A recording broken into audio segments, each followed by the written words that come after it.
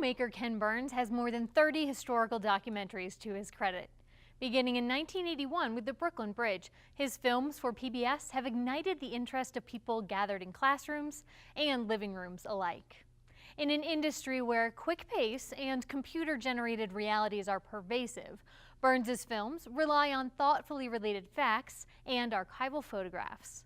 During a visit to Denver, I spoke with Burns about his unique approach to this craft. Ken Burns, welcome back to Denver. Thank you. It's great to be back. I've heard you say that all of your films, love is very important to the work. Yeah, love is hard to talk about for most people. The bigger thing is that none of us are making it out of this alive. Every human being thinks that an exception's going to be made in their case and they're going to live forever. And what human beings do to keep the wolf at the door, the wolf being the absolute knowledge and certainty of our mortality, is we tell stories, we create art, we invent structures to give us immortality, religious structures, spiritual structures, all sorts of things. We make children. You know, Jerry Seinfeld said they're here to replace us, but they're our immortality.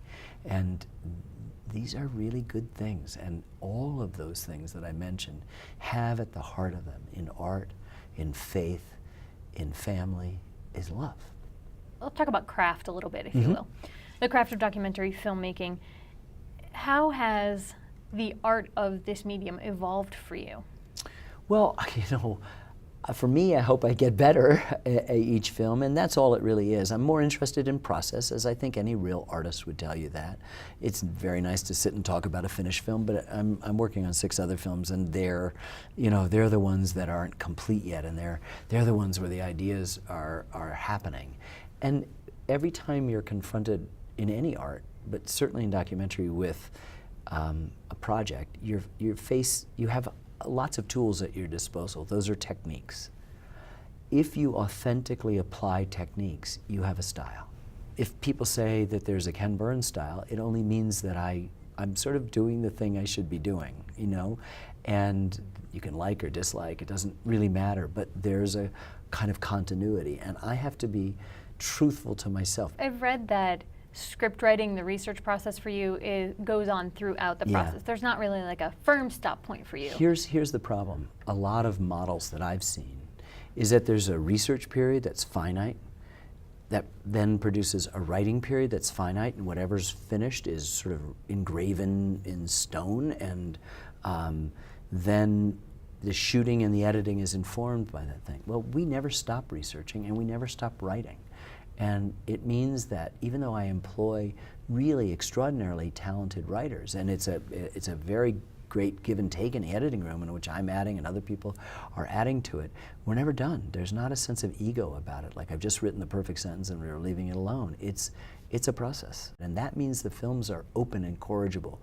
They're not sort of me telling you what you should know. Rather, it's me sharing with you a process of my discovery, saying, hey, you'll never guess what I found out about the Roosevelts, or about the Civil War, or about jazz, whatever it is. So in that process for you, with the open-endedness in which you work, then direction and images, and how does it all then layer together? So what happens is that if you're open, then story speaks to you. You know, I mean, I'm just a storyteller, and telling a good story is hard to do. I mean, you really have to work at it, and it's something that's very complicated. But if you're open to it, it'll speak to you.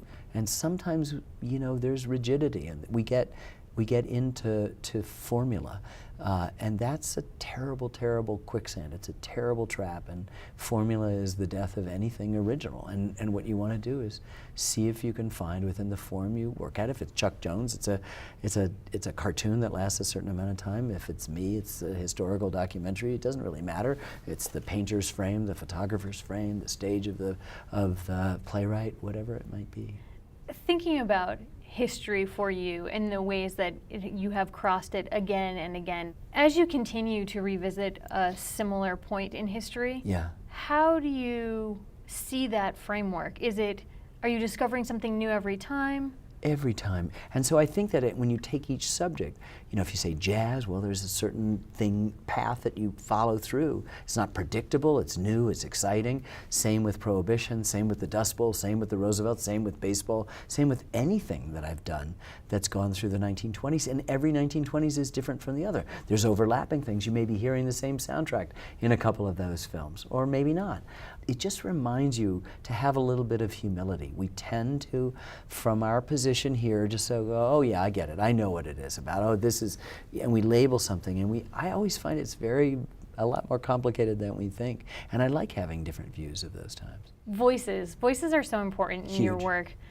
It helps to move the story along. I'm very much part of a vanguard that said the third person narrator, the voice of God, it's called, isn't enough, that you needed to mix it up with other commentary, both on camera, but first-person voices reading diaries and letters. I think it's a huge thing. It's central to most of the films I've made, because finally these words that have just been cold type on a page suddenly have meaning. What can art do? In art, there's a kind of sense of the imparting of something that we can share. And it's a distillation and a way of seeing, of framing these chaotic events. And so you're basically, love, taking it and moving it from one person to another. Their molecules are being rearranged, and that's not a bad profession to be involved in. I don't think so at all. Well, Ken Burns, thank you so much. It's my pleasure.